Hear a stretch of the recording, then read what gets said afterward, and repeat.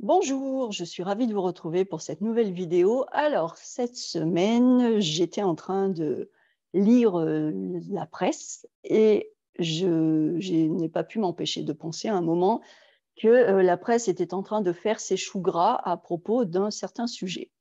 Et je me suis dit, tiens, ces choux gras, faire ses choux gras, voilà une expression qui pourrait être tout à fait intéressante à voir avec vous. Donc, eh bien voilà, j'ai préparé ma petite présentation et me voilà donc en train de vous accompagner pour mieux comprendre cette expression française. Alors, faire ses choux gras de quelque chose. Alors déjà, c'est choux gras, chou, chou, chou. Alors, en parlant de chou, eh bien voilà, tout simplement le chou que l'on mange, hein, le chou que l'on trouve dans son jardin si on a un jardin potager. D'ailleurs, à ce propos, un jardin potager, c'est le jardin dans lequel on cultive ses légumes, parce qu'avec les légumes du jardin potager, on peut faire un potage. Potage est synonyme de soupe. Et le jardin dans lequel on va avoir des fruits, eh bien, c'est le verger. Donc le chou, on va le trouver dans le potager. Mais voilà, quand on donne l'expression, quand on utilise l'expression faire ses choux gras, on fait vraiment référence au chou que l'on a dans son assiette et que l'on doit manger. Donc, faire ses choux gras de quelque chose. Alors, les choux gras, l'idée de gras, c'est l'idée de quelque chose de riche, de nourrissant, de positif. Alors, l'origine de l'expression, c'est une expression qui remonte au XVe siècle. Alors, le chou gras, à cette époque, eh bien, ça faisait référence tout simplement à une nourriture de meilleure qualité. Donc, c'était littéralement, chou gras, c'était littéralement avoir un beau chou. Comme le chou de cette photo, il est beau, il est gros, il fait envie, on va bien manger quand on va manger ce chou. Ce n'est pas un tout petit chou qui a du mal à pousser. Ça, c'est un bon chou qui va être nourrissant. Donc, le chou gras, au XVe siècle, ça faisait vraiment référence à la nourriture de meilleure qualité. Une nourriture plus abondante, plus nourrissante. Donc, faire ses choux gras, c'était l'idée de pouvoir mieux manger, de pouvoir mieux se nourrir, d'être dans l'abondance. Et l'expression a commencé à évoluer tout doucement et à devenir synonyme d'améliorer sa qualité de vie. Donc, petit à petit, faire ses choux gras est devenu synonyme d'une amélioration de la qualité de vie parce que quand on pouvait manger du chou gras, eh bien, on avait une meilleure vie, on était en meilleure santé, on était mieux nourri. Ça part du XVe siècle, hein, en 1400 et quelques. Donc, à l'époque, c'était vraiment synonyme d'améliorer sa qualité de vie. Et puis, de nos jours, eh bien, l'expression est restée, mais elle a évolué, bien sûr. Et donc, faire ses choux gras, il y a toujours une connexion avec l'origine de l'expression, mais quand on dit faire ses choux gras, eh bien, on emploie cette expression toujours toujours en la connectant à l'amélioration de la vie, hein, et elle signifie tirer un profit personnel. Tirer un profit personnel d'une situation, en retirer des avantages ou des bénéfices. Et là, c'est important parce qu'on est toujours connecté à améliorer sa vie, mais pas améliorer sa vie directement en mangeant mieux, mais améliorer sa vie parce que il y a une situation et dans cette situation, on voit que nous, on peut retirer un bénéfice, on peut obtenir certains bénéfices, on peut avoir des avantages et grâce à ces avantages, on va améliorer notre vie. Donc, c'est une expression qui a évolué. Par contre, attention, faire ses choux gras, ça a une connotation, donc c'est connecté à quelque chose d'un peu négatif. Il y a une connotation négative. C'est vraiment l'idée de profiter à partir du malheur de quelqu'un ou à partir des problèmes d'une autre personne. Donc, quand on fait ses choux gras, il y a toujours un petit peu cette idée de profiter sur le dos de quelqu'un d'autre.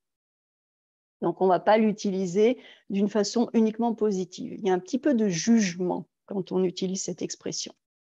Alors, faire ses choux gras, quelques exemples.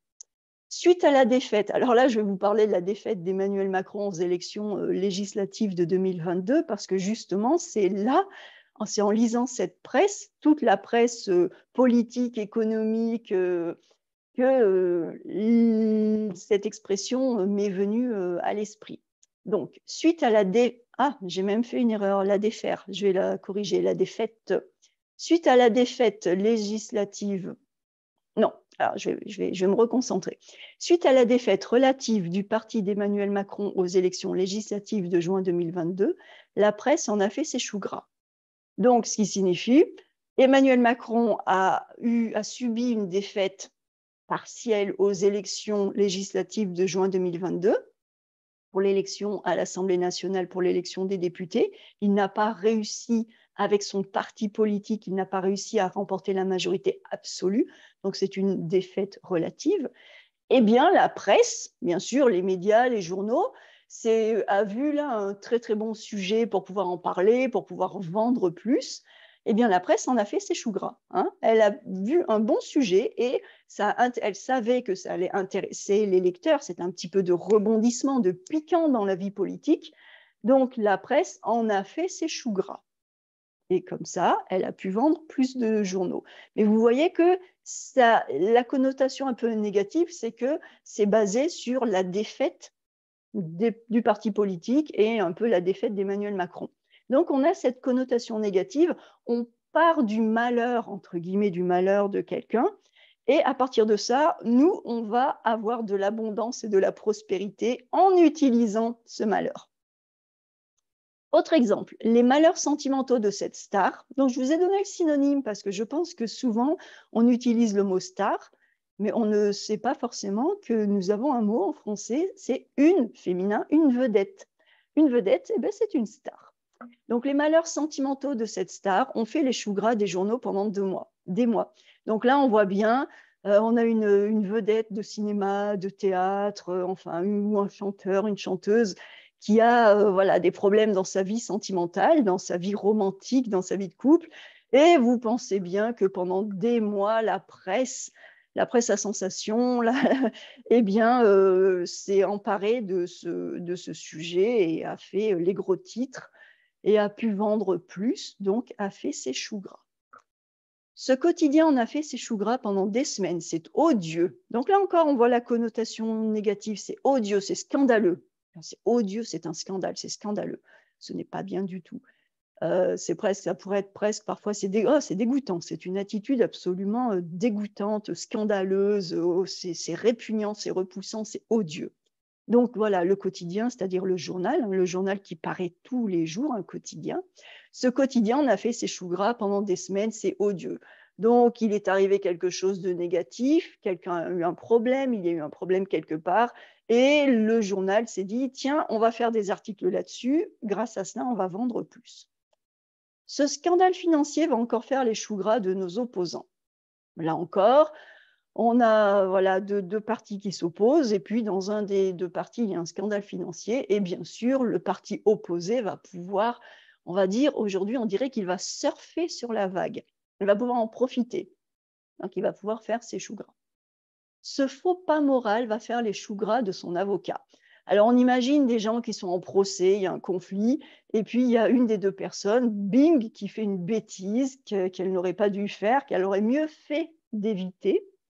Et bien sûr, l'avocat de la partie adverse va pouvoir s'emparer, prendre ce faux pas et s'en servir à son avantage. Donc voilà, faire ses choux gras, c'est l'idée de se servir de quelque chose, mais avec une connotation quand même assez négative. C'est l'idée un peu de profiter du malheur de quelqu'un d'autre et d'en profiter pour soi-même, eh bien, en retirer plus de bénéfices. Mais à la base, c'était une expression qui, à la base, était vraiment connectée à manger une nourriture de meilleure qualité. Et on a bien un chou comme celui-ci, on est bien dans les choux gras, les choux qui ont bien poussé. Donc voilà pour cette expression. Comme d'habitude, n'hésitez pas à vous approprier cette expression, relisez mes exemples, essayez de changer un petit peu de vocabulaire, changer un mot, deux mots, voyez comment ça résonne. Amusez-vous à mettre la tournure au présent, au passé, au futur. Changez président de la République par mon voisin. Changez la vedette, mettez le nom de quelqu'un. Les journaux, eh bien, vous pouvez changer ce mot. Pendant des mois, vous changez pendant des semaines. Comme ça, petit à petit, vous vous appropriez la tournure qui est ici et qui est la tournure vraiment à mémoriser. Et puis ensuite, eh bien, vous allez pouvoir jouer à mettre, à changer le temps du verbe, voilà, allez pas à pas, appropriez-vous cette expression, relisez mes exemples, réécoutez cette vidéo et puis, eh bien, faites en sorte que vous soyez de plus en plus à l'aise. Comme toujours, souvenez-vous, ça prend du temps. Je vous ai dit plein de choses, je vous ai expliqué plein de choses dans cette vidéo, donc vous prenez le temps. Ne pensez pas que vous allez tout retenir. Ce n'est pas possible, ce n'est pas souhaitable. Donc prenez juste, picorez comme d'habitude. Vous prenez ce qui vous intéresse et petit à petit, vous consolidez vos connaissances en langue française. Voilà, voilà pour cette expression. Donc je vous souhaite encore un très bon apprentissage et je vous retrouve très vite.